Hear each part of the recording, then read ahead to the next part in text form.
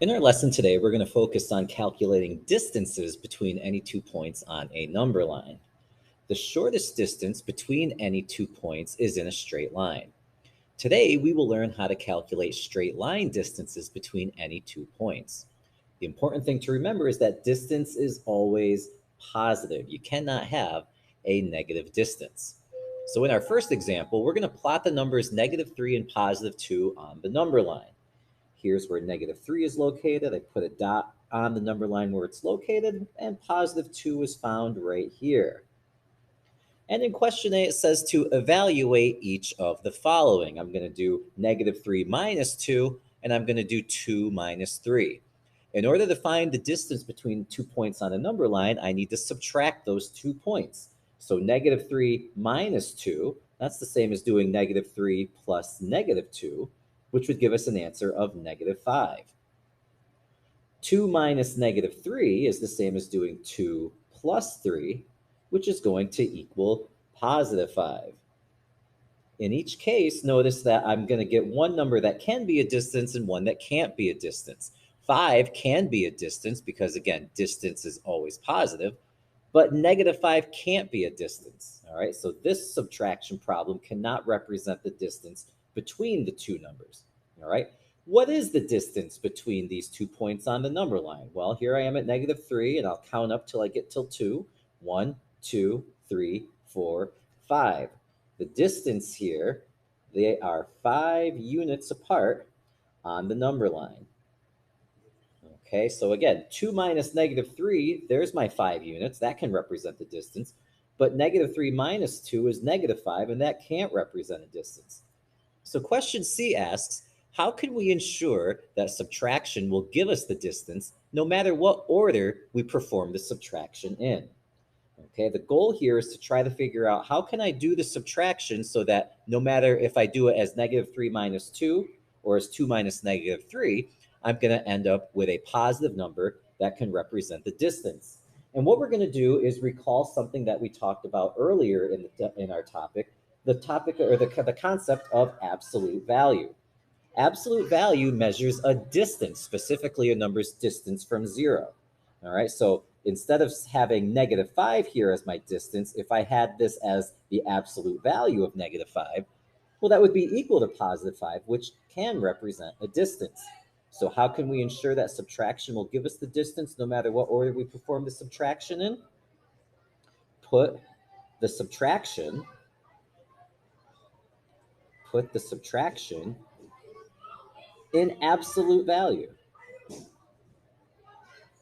If I find the absolute value of the difference, then I'm going to have a number that can represent the distance between the two numbers. So if I had -3 minus 2, but I did it in absolute value, okay, well, this is kind of like parentheses, where if there's something inside, you need to do that first. All right, absolute value, I have to do -3 minus 2, which I know is -5. So this is going to be equal to the absolute value of -5. And the absolute value of -5 is 5. And now this subtraction problem in absolute value bars can get me to what the distance is between the two numbers. Okay. Also, if I did it with the other subtraction, the absolute value of 2 minus -3, well, remember, 2 minus -3 was equal to 5. So this is just the absolute value of 5, which is still 5. Okay, so no matter what order we did the subtraction in, -3 minus 2 or 2 minus -3, as long as that is inside of absolute value bars, I'm going to get the distance between the two numbers.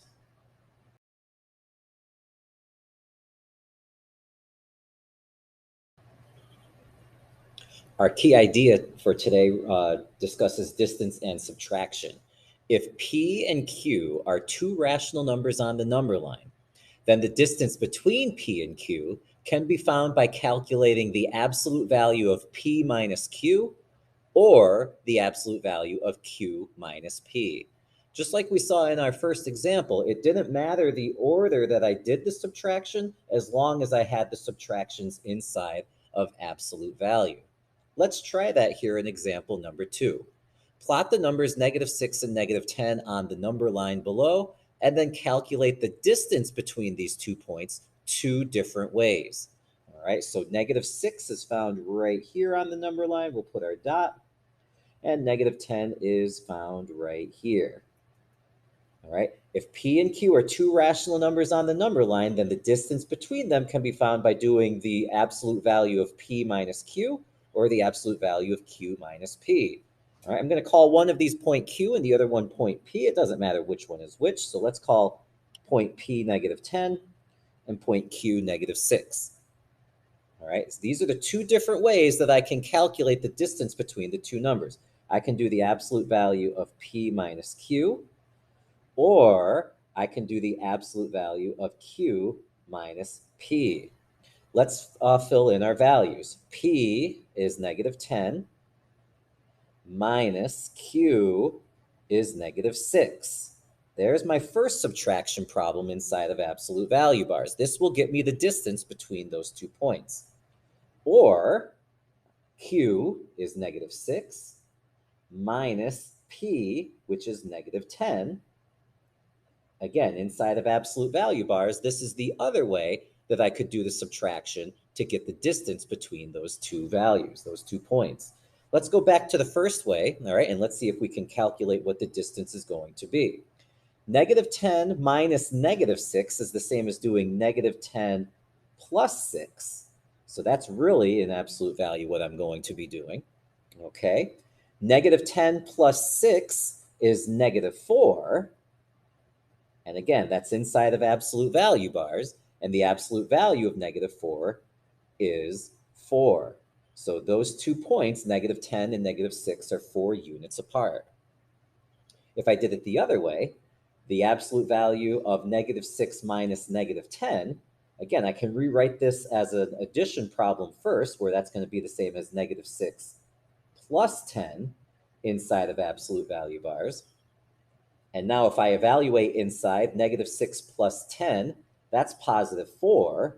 So I'm going to have the absolute value of 4, which again gives me 4 units. Okay, so the distance between -6 and -10 is equal to 4 units. And we can easily verify that by counting 1, 2, 3, 4. There's my distance of 4 units. So the order that I did the subtraction in didn't matter. As long as I put the subtraction inside of absolute value bars, I get the same answer, that the two numbers are 4 units apart.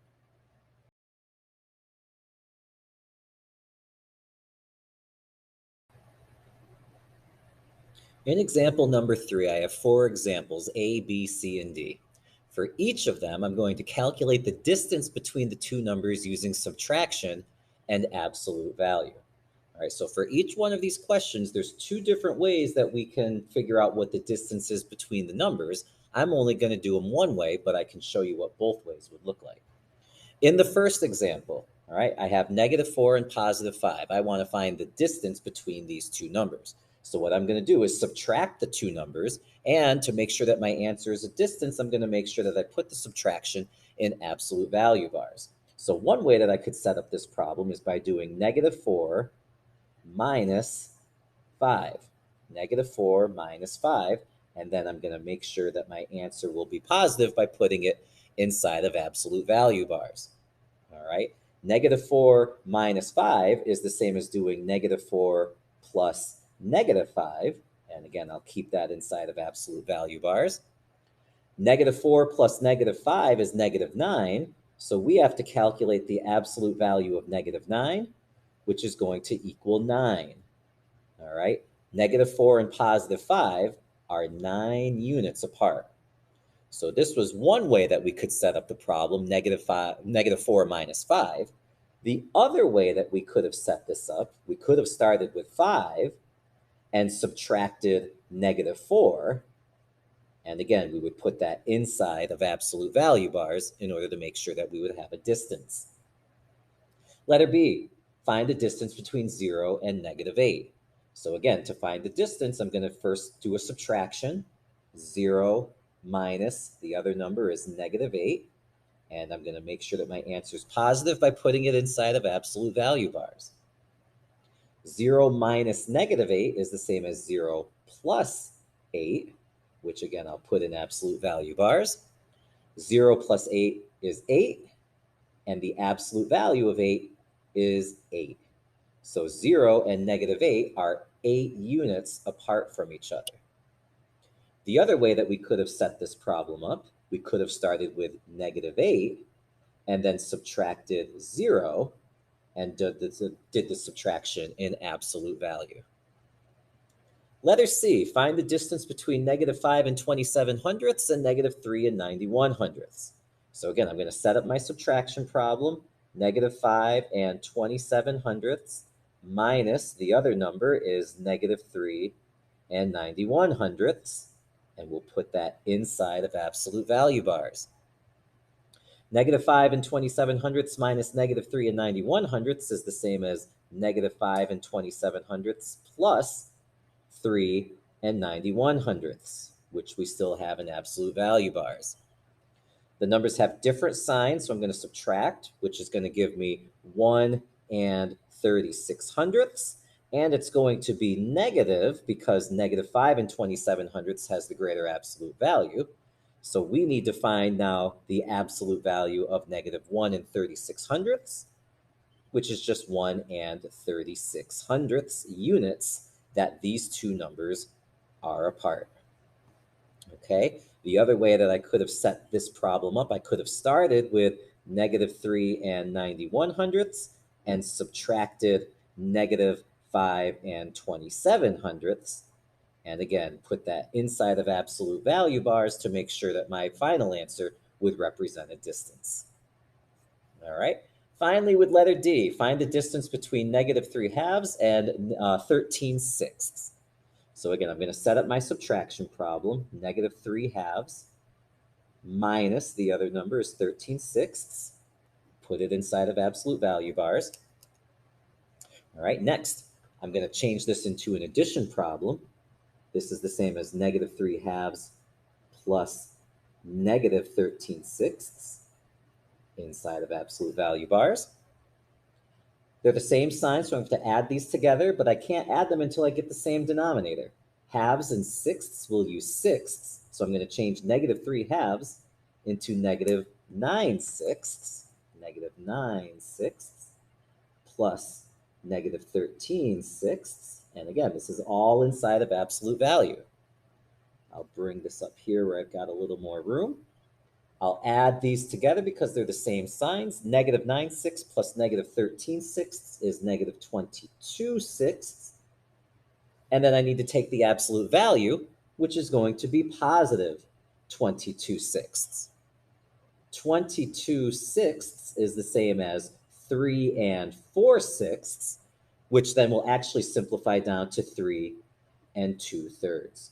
Okay, so these two fractions, negative 3 halves and 13 sixths, are 3 and 2/3 units apart from each other on the number line.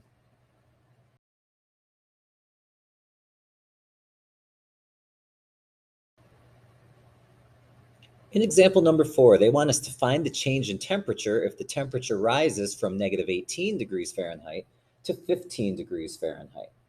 All right, so this is a practical application of finding the distance between, in this case, two temperatures. A thermometer is just like a number line. Instead of going horizontally, it moves vertically. So I could kind of sketch a picture of what that might look like here. All right, so here's my thermometer that moves vertically. And we know that we are going to have 0 there in the middle. And right now the temperature is down here at negative 18 degrees. And it's going to rise all the way up here to 15 degrees. All right, and so we want to know, well, what was this total distance between the two temperatures? So again, to find the distance between these, I can set up a subtraction problem. That was a negative 18 down there. All right, one way that I could do this, I could start with negative 18 degrees and subtract off 15 degrees and then put that inside of absolute value. Or I could have started with 15 degrees and subtracted off the beginning temperature of negative 18 degrees and put that subtraction in absolute value. Let's check out each example. Negative 18 minus 15 is the same as negative 18 plus negative 15 inside of absolute value bars. Negative 18 plus negative 15 is negative 33.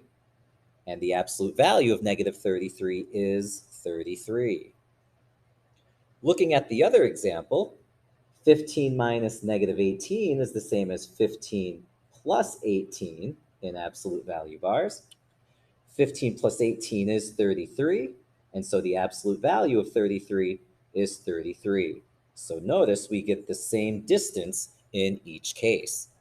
Okay, so we can say that the temperature rises, okay, because that's what they told us here, the temperature rises 33 degrees. All right, the distance between the starting temperature of negative 18 degrees and 15 degrees was 33 degrees.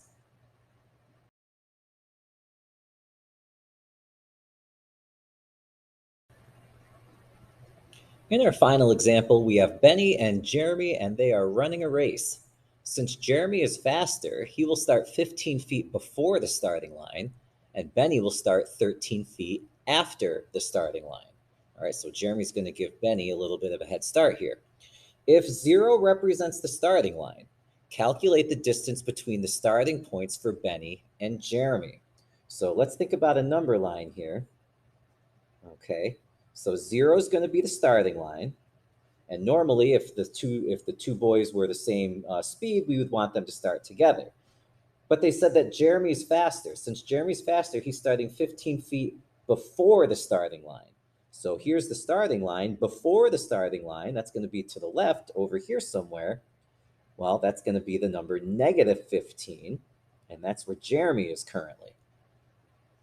Benny will start 13 feet after the starting line. So again, here's the starting line. After the starting line is going to be somewhere over here, positive 13, because it's to the right of 0, and this is where Benny is. All right, so Jeremy's here, Benny's here. We want to know what is the distance between the two boys' starting points.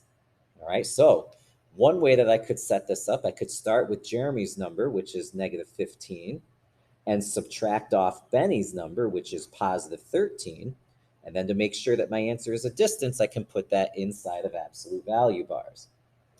Or I could set it up where I start with Benny's number, which is 13, and subtract off Jeremy's number, which is negative 15, and put that in absolute value bars to make sure that I get a distance. All right, if I look at the first way, negative 15 minus 13 is the same as negative 15 plus negative 13 inside of absolute value bars. Same sign, so I'll add these together. Negative 15 plus negative 13 is negative 28. And the absolute value of negative 28 is 28. Looking at the second way, 13 minus negative 15 is the same as 13 plus 15 inside of absolute value bars. 13 plus 15 is 28, and the absolute value of 28 is 28. So again, either way that I did the subtraction, because I'm in absolute value bars, I get the same answer. So I can see now that this is going to be a distance of 28 feet. They start 28 feet apart. There's a follow-up question that asks, if Jeremy runs 4 feet per second faster than Benny, how long will it take Jeremy to catch up to Benny? All right, so here's Jeremy at negative 15. Benny's up here at 13. Right now, they're starting 28 feet apart. Jeremy runs 4 feet per second faster than Benny. So how many seconds will it take Benny or Jeremy to catch up to Benny? Well, we can take their total distance that they're apart, 28 feet, and divide it by the speed that Jeremy's faster, which is 4 feet per second, which means that it's going to take Jeremy 7 seconds in order to catch up to Benny.